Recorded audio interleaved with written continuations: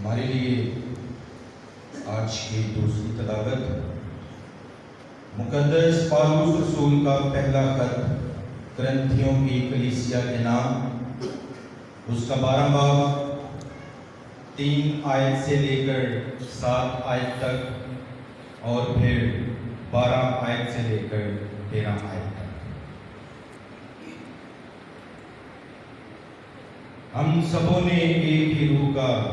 بپتسمہ پایا ہے۔ اے بھائیو،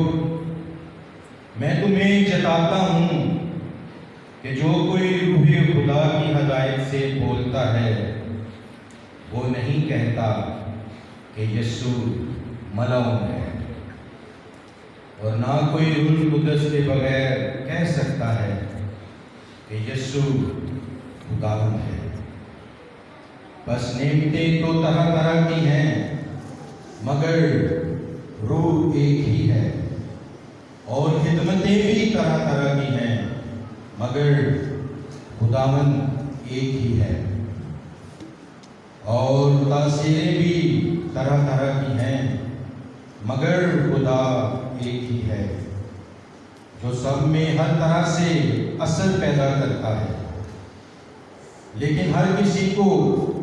روح کا ظہور فائدے کے لیے دیا جاتا ہے۔ کیونکہ جس طرح بدن ایک ہے اور اس کے اعضاء بہت سے ہیں، اور بدن کے سب اعضاء اگرچہ بہت سے ہیں تو بھی باہم مل کر ایک ہی بدن ہے، اسی طرح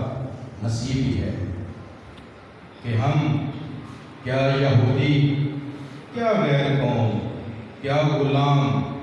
کیا آزاد، سب نے ایک ہی روح کے وسیلے سے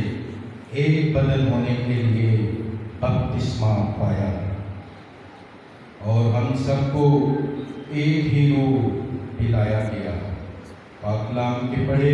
اور سنے جانے پر خداوند کی بات کرتے ہیں۔